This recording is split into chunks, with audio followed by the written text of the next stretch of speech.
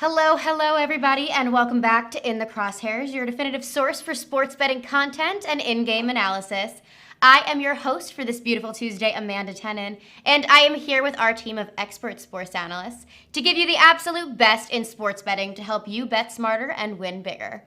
And for our team today, we have our usual Tuesday crew, starting with America's sports bettor, Joey KNISH.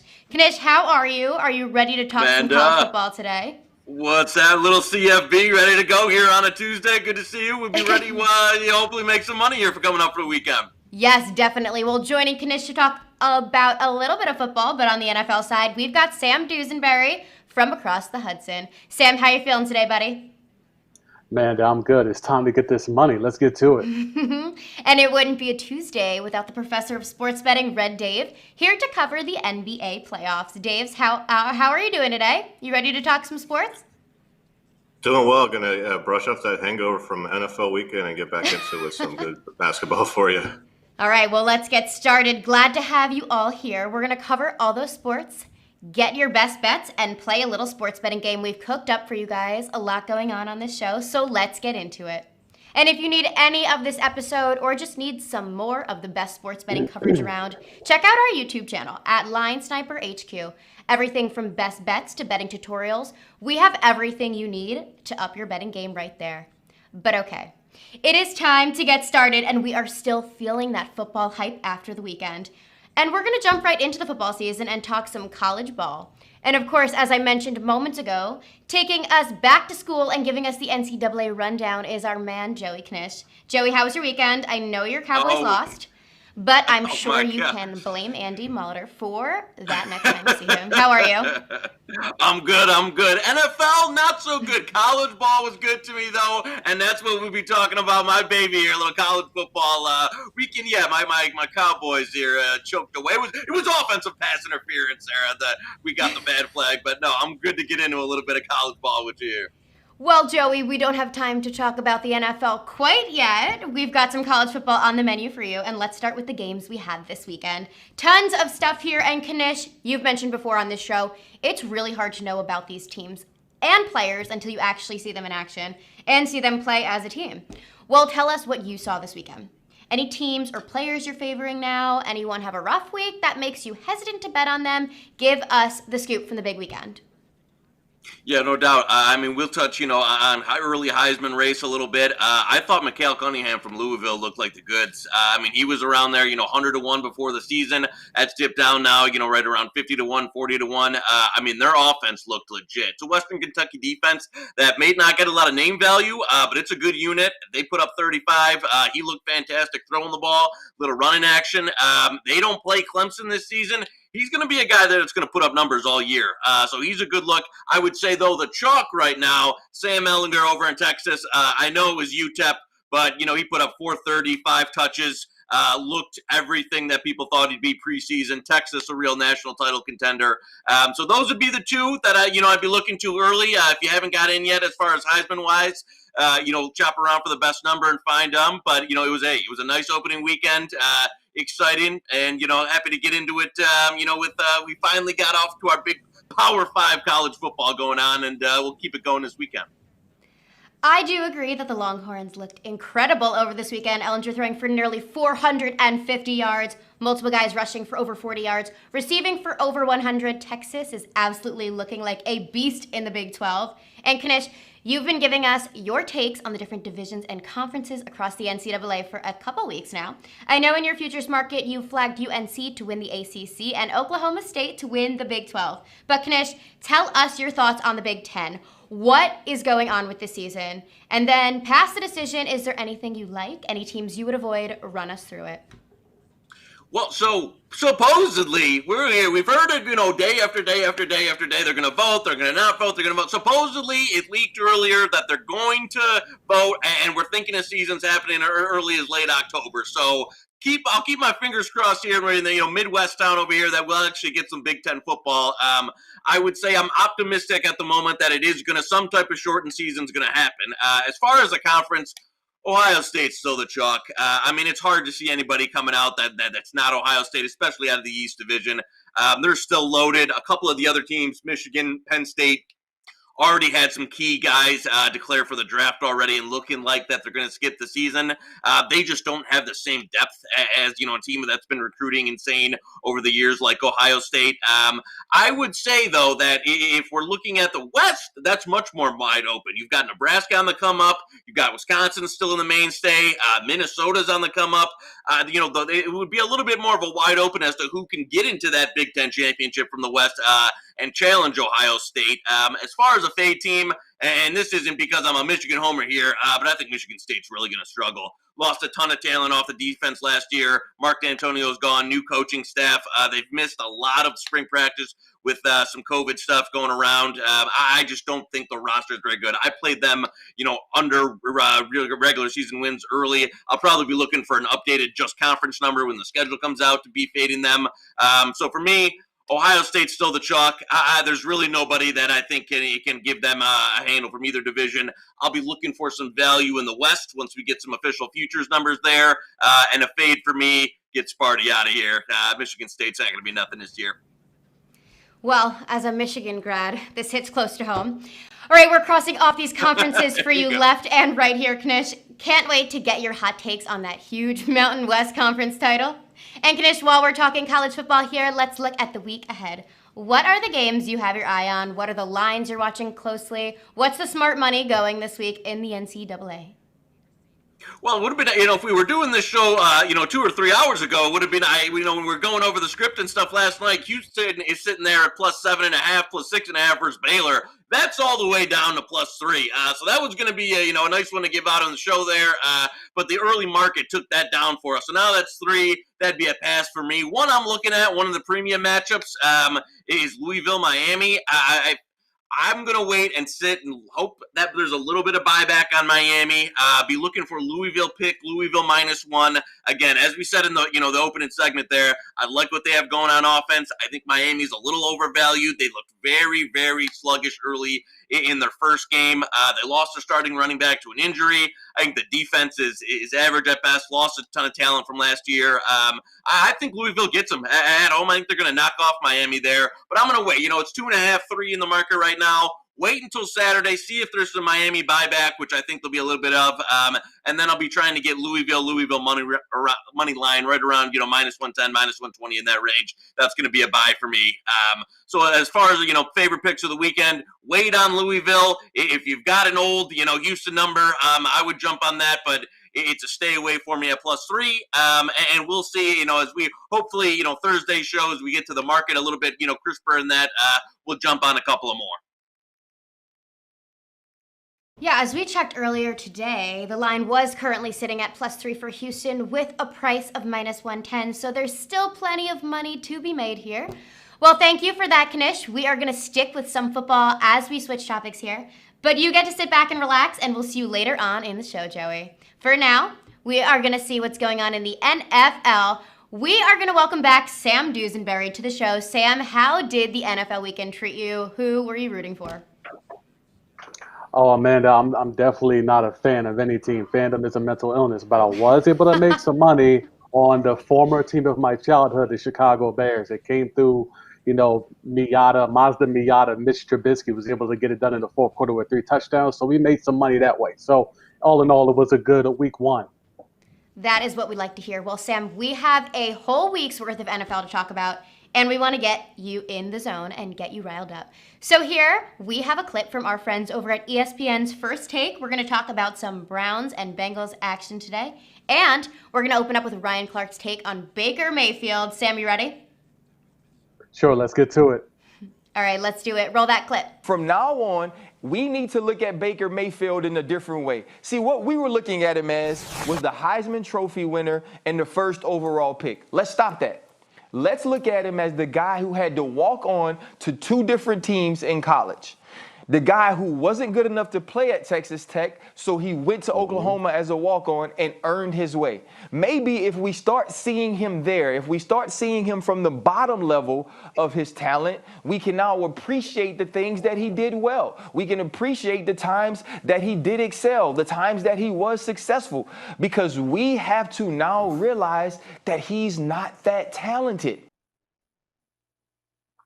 Wow, I'm glad somebody was able to say it. Looking at that four-letter network show, you look at the two co-hosts of that show. We got one guy who refuses to own up that he was wrong about Colin Kaepernick, and then we got the other host that picked Andre Iguodala to be more clutch at shooting threes than Steph Curry. So I'm glad that Ryan Clark was able to make amends and fall back from all the slurping that was going on for Baker Mayfield. He has not done anything. He has not lived up, not even to being a number one pick. He hasn't lived up to being the top 10, top 15, top 20, damn near a first round QB. He's been handed the keys and he has profitably crashed his car. He already got one coach out of there. He already got one system out of there. Now he's on the way to running a second one into the ground. So the Browns are in trouble, and it's thanks to Baker Mayfield. I'm glad Ryan Clark has the cojones, has the acumen to take the L and say, hey, I was wrong. We need to reassess this. I wish the two co-hosts on that four-letter network show would do the same. You know, when guys come in with a lot of hype, especially the kind of hype that comes with a number one draft pick, there's going to be a ton expected of you. And as soon as you don't meet those expectations, people are going to lose faith in you real fast. And Sam, let's keep this going into this week's edition of Thursday Night Football. Now we have the Cleveland Browns and the Cincinnati Bengals in a little battle for Ohio action. Both of these teams sort of had a pretty rough start to the season in the first week of games. But this week, they are meeting at the First Energy Stadium in Cleveland. Sam, who do you like this week? I'm going to have to go with the Browns. I'm going to give the Browns as an organization one more chance. I'm not giving Baker one more chance, but I think the value there at -5.5 as the home favorite, I think you take that. So I'm going to ride with the Browns and the Bengals. The Bengals have a rookie QB, again, another new system. They're trying to rechange everything. They're trying to blow it all up and rebuild anew with Joe Burrow. And that didn't work out so well last week. I mean, you could talk about the A.J. Green push-off. We could talk about that another time. But the Bengals are always going to Bengal. So when it comes to this Thursday night game, I like the Browns here. If they don't do this, if they don't get a dub this Thursday, you could make the case that they could go over until their bye week in week 9. So if there's ever a must win in week 2 of the NFL, Amanda, it's looking like this Thursday. Browns, Bengals, -5.5. The Browns have to and need to get this W. So after all that Mayfield hate, Sam, you are still taking the Browns under 5.5 against the Bengals. Not a fan of mixed in madness, I see. But Sam, we're going to stick to the Browns here. Now, this is a team with a lot of hype and a lot of talent. What are your overall thoughts on the Browns this season? They've got Baker, they have OBJ, Nick Chubb. Is this the year of Cleveland? I have a feeling I already know your answer, but go ahead and give us your thoughts. Yeah, I mean, when you look at this team, they were, the Bucks had it at 8.5 for total wins this season. And yeah, me and a few of the homies, we smashed that under because, there's no way with Baker Mayfield showing us what he has done last year and already in week 1 this year, running for his life against the Ravens. I don't have any faith in it. I got faith in Nick Chubb. Nick Chubb is a beast. He's a monster. But you can't run him 40 to 50 times a game. They're going to have to rely at some point in Baker Mayfield being able to get it done. And this isn't college. You're not going to be able to take a flag and wave it around and slam it into the 50-yard line. You can't do that here. You're going to have to hit the throws. He overthrew Juice Landry a few times. He threw behind OBJ a few times. Luckily, Njoku saved him a few times. So Baker Mayfield is under pressure and under the gun. 8.5 wins, I can't see it. Smash that under. You look at that schedule. I mentioned they have not a lot of winnable games on paper. There's no easy wins here. I mean, they might be able to get something against Joey's Cowboys, but I don't know. Outside of that first 8 weeks, there's not a lot of automatic W's on this schedule. So 8.5, I think is way too much. I think that's free money from the books. Take the under. Hey guys, remind me not to take Sam to Cleveland anytime soon. I don't think the fans there are going to like Sam's Don't want to opinion go on the Browns. But thank you for your take, Sam. Always happy to have a little bit of fire in the NFL. Well, all right. A little bit of everything in the world of football this week. Some college, some NFL, and we will have even more coverage of this weekend's games and player props on this Thursday's edition of In the Crosshairs. Sam, thank you for joining us. But we're going to take a little break from football for now because we still have to cover basketball. Yes, the NBA playoffs are still ongoing, and somehow the second round isn't over. And the Clippers Nuggets are all tied up. Denver having fought all the way back from a 1-3 series. So we have some basketball to talk about. And we're going to bring in Red Dave to take a look at the bracket as it stands now. Red Dave, are you shocked the Nuggets are still in this? I am. I initially liked the Nuggets getting like +9 out the gate, and they just kind of got decimated. But Nikola Jokic, Jamal Murray, and the rest of the game are making 1 and 3 look like the new 3 and 1. So the last series they came back from 1-3, they came back from 1-3 to a tie series here. So it's really tough for me to go against the grain here, to go against the momentum. But I kind of do like the Clippers -7, maybe even 7.5 here.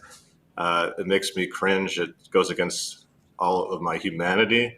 But I think the Nuggets are going to have a serious challenge here.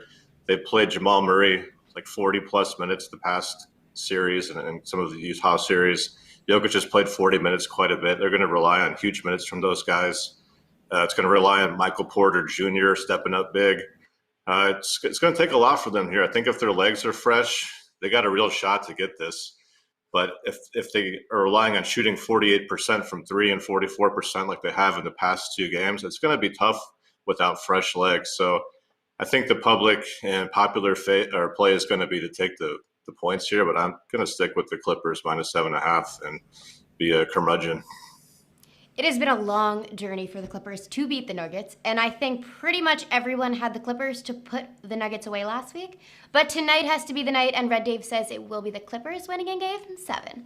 And then on the other side of the bracket, we have Game 1 tonight. The Heat, who won their series 4-1 over the Bucks, versus the Boston Celtics, coming off Game 7 against the Raptors. Who do you like tonight in Game 1? And do you see any money to be made across the series line? Yeah, I really like betting Game 1 of each series because I think certain teams are really good at adapting to matchups. Like in the last series, the Lakers beat the Rockets. The Rockets just won easily Game 1. And then the line moved way in their favor and then just got absolutely demolished by adjustments. So we're going to have to look at Game 1 and see who's going to be the coach that makes the right adjustments. And as it stands right now, the Heat are +2. And what I like about the Heat so far is I really like the roster they put together after the trade deadline. They've got Crowder, who's going to be a really good defender of Jason Tatum. A lot of their young guys like Duncan Robinson and Tyler Hero have really stepped it up. Jimmy Butler's playing like the player I've always hoped he would be. And their bench is playing terrific too. Like in the regular season, Boston has always been one of the better bench teams. But in the playoffs, you really need to have kind of really good firepower from your starters too. So without Hayward, I think – they need to get Hayward back soon. But in the meantime, I think Miami has a real good chance here to take this series. They made the Bucks look foolish, so they have a lot going for them. I think 2 points here is just the right play. I think they're just maybe a little bit better of a team right now. Well, we were talking here in the studio before the show, and I think the general consensus about this series is that it will be tight. I know some of us are favoring the Heat a little bit, which Red Dave says, yeah, a slight lean towards the Heat is the right move. So don't bet the house on it, but we do like the Heat here tonight.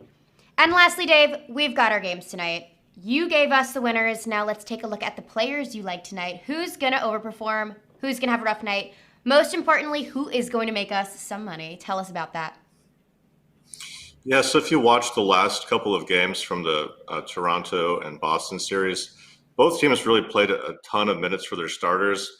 Like Kemba was a guy who came into the bubble as kind of like a minutes restricted guy, Kemba Walker. The last game he played like 44 minutes, and the game before he played 52 in like double overtime game. I think even though they've had 3 full days of rest, Brad Stevens might take a little bit easier on him. They do have Marcus Smart. They do have Wanamaker that can play some 1. So I think his minutes may be in like the 35 to 36 minute range here, as opposed to maybe like 40 that you might see later in the series. So and for that reason, I'd like to play him under 20.5 points, -125. And not only do I think his minutes will be low, I think he's gone from kind of a number 2 or number 3 guy in the offense to maybe 3, number 4. Marcus Smart's been doing a lot more. Jaylen Brown's been playing like a clear number 2 guy. So I think Kemba might just kind of get an easier night tonight. So just play the under 20.5. And then over to the final game, the Nuggets and the Clippers. I really like Millsap to go under 15.5 points, rebounds, assists.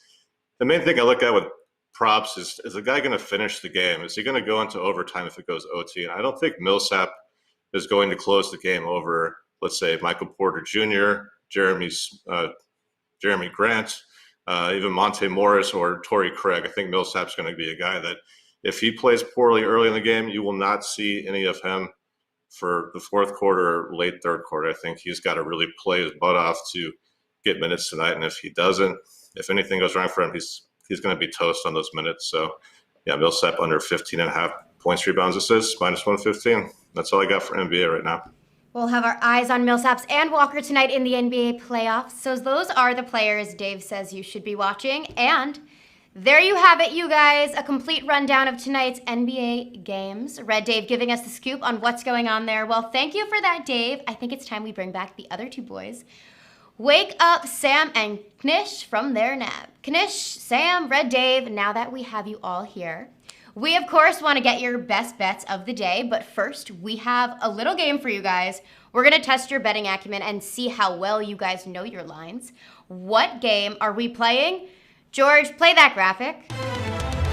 Yeah, we're going to try a little bit of a Price is Right style game with you guys, and here is how it's going to work. I'll give you guys a bet without a line. All you have to do is guess where the line is currently sitting at. Closest to the actual price wins. That simple. And just to make this a bit simpler, we are getting all of our prices from DraftKings, so we don't have a bunch of different prices to worry about. All right, let's get started with one. Just jump into this. We're just gonna go with an easy one for you guys, a nice little NFL futures. The Tom Brady-led Bucks to win the Super Bowl. Now, this line did move after their loss to the Saints, but not by too much. So where do we think this line is currently sitting? Knish, why don't you start us off? What's the price on this bet? All right. First, before this game, I know it was down around 10 to 1, 12 to 1. People were all drunk on the Bucks Kool-Aid of after week one. And Tommy didn't look too good in week one, but I still don't think you're going to see a huge change in the market there. There's just too much Bucks liability. I think they were 12 to 1 before the loss. I'll say 15 to 1. All right, Knish says 15 to 1 while the guys put that price in. Sam, what are you thinking here? Yeah, I'm along the same lines as Knish there. There's somewhere I'll split the difference. I think I'll go around 13 to 1. I think it's definitely elevated from week one. It was not a good performance from the Bucks. Leonard Fournette wasn't used enough, and Brady looked like a guy that eats avocado ice cream. So yeah, I'll go 13.5 to 1. All right, and Red Dave, you get last pick on this one. Where are you setting your line at? Yeah, I agree with Sam. They got to start using Fournette more. But I do like a lot of things from the Buccaneers I saw yesterday. I think they'll step it up. I'm looking to bet at plus 2,000. I think it's a little bit too optimistic that we see that, but I would love to see it at that line. All right, and we have all of our bets in, so let's go ahead and see the actual price on this bet according to DraftKings. Oh, Mish. So, plus There it is. 1,600. Man, I think that's How does he what know? would you say? You give me 1,000 if I won that? No, cash, check, Bitcoin, I'll take it all. Whatever works for you on that one. So, that works for me. We'll be sure to send that over to you. But okay, let's jump to the next bet here, and we're going to talk about a little bit of baseball. Haven't gotten to talk about that yet today, and we're going to look at the money line in a game later tonight. We have the number 1 and 2 in the NL West, the Dodgers facing off against the Padres. Now, we want to see the Dodgers to win against the Papas tonight, so money line Dodgers over Padres. Let's see where you guys are with this price. Sam, you're going first this time. Give us your number. Oh, that's tough. So the Padres have been red hot thanks to Fernando Tatis and Manny Machado, but I think the Dodgers still the Dodgers. I think the Dodgers will be favored. I'll go a little minus 125 here. Dodgers to beat the Padres. Okay. Sam is thinking it's somewhere in that price range. Red Dave, you're going to give us the next one here. Yeah, without looking at the pitchers, I would probably say the Dodgers will be favored. I think on average, yeah, I think Sam's about right. Should be about minus 125 here, maybe minus 120. All right, and Knish, we didn't forget about you. You know this line. They always say Knish knows the Dodgers. Where's the price at? I'm on a heater. And these are my Padres, baby. We're taking this. We took the last night's game. We're taking this series. We're taking the division all the way. I'll say Dodgers. Again, I don't know the pitching matchups offhand. I'll say Dodgers minus 110. And if it's any more than that, I'll be taking my Padres tonight because it's all Padres this season, baby. All right, let's lock in those bets. And the guys here in the studio can put up our actual bet, which is a price of minus 130. Now, who got that one right? Too That's steep. Sam. All right, Sam, you know what? You were the closest. You taking this bet or no chance in hell? Oh, I'm not taking that bet. I'm not taking that bet. The La Jolla, the La Well, all Jolla right. fathers are doing big things. Now let's round this one out with one more bet for the show, and let's go check out what's happening in the NBA and with a player prop. Kemba Walker for the Celtics to score less than 20.5 points tonight against the Heat. So I guess we're going to see how confident you guys are in Kemba. And Red Dave, you actually ended up taking this bet without us knowing, which is hilarious. But the price you got this at and the price we got it at are a little bit different. So this one's going to be close. Red Dave, around noon Eastern today, where do you think this line was? I have no idea. It looks like I cheated somewhere. I would say it's about minus 115. We'll see soon if you just had that bet in your head already, Dave. Kanish, go ahead and give us your price. I'm a little steeper here. Kemba's been not showing out too much. They've been giving Tatum and Brown a lot of the volume. I'm gonna say minus 140. If it's that cheap for Dave, I'm gonna place him under there with him here because Kemba hasn't been getting the shooting volume in the last few games here. They've been giving it to the young guns who've been playing a lot better. So, All right, and for the very last round of the money line is right. Sam, what you got? I think I'll go minus 112 here. I think the books might think Kemba's going to get some run here. He had a tough series against Van Vliet and Lowry being the defensive dogs that they are. They might lean a little bit toward having a favorable matchup against Goran Dragic and guys like that. So I think they might give Kemba a little bit of a leeway here to get that easy over 20.5. I'll go minus 112 with a player's 12. All right, there we go. Now let's take a look here and see what the actual price is set on at DraftKings. We've got minus 127 for Kemba to pull less than 20.5 points tonight. And who was the closest on that? I think if we go, what was it? I'm minus one, so I was 13 cents off. They were. I recommended it, so I think it was me. Whew.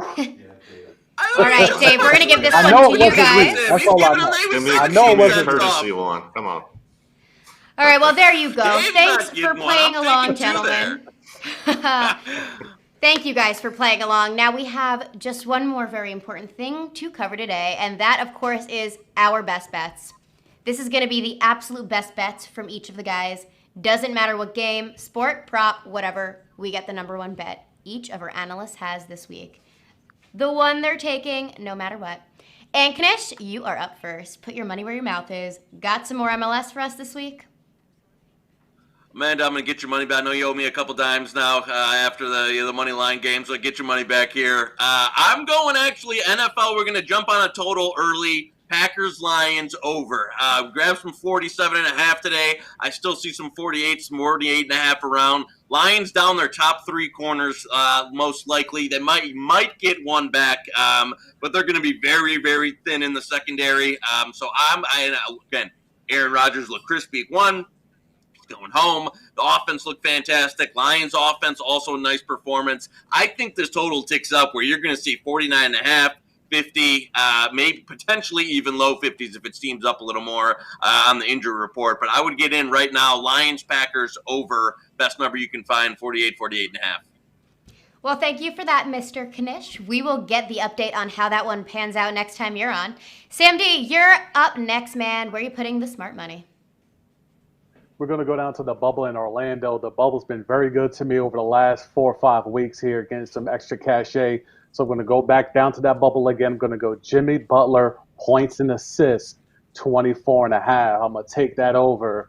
With Jimmy being game one, we know what he did last series against Giannis, the Nigerian Freak, in the Bucks. Look for him to go again make himself known, assert himself early and often. Tough defensive matchup against Jaylen Brown and Jason Tatum, but Jimmy Butler, the ability to get to the line and being able to work off the double teams, if he gets that, to swing the ball around to a Dragic, to a Duncan Robinson, to a Tyler Hero. I think points, assists together, 24.5, take the over for Jimmy Butler and the Heat down in the bubble in Orlando. We'll look out for that. And then to Red Dave, you haven't gotten to close the show in a while out here. Take us home. All right. Well, I'm going to go to one of the later plays in the bubble, and it's coming from the Clippers and the Nuggets game. I really think that old Doc Rivers might shake things up here, might play some guys a few minutes or more minutes. The guy I've had my eye on for a while is Ivica Zubac, who is the center for the Clippers. He's been, I wouldn't say like able to shut down Joker, but I think he's a guy that's going to have to be in there maybe for like 35 minutes tonight to have a shot.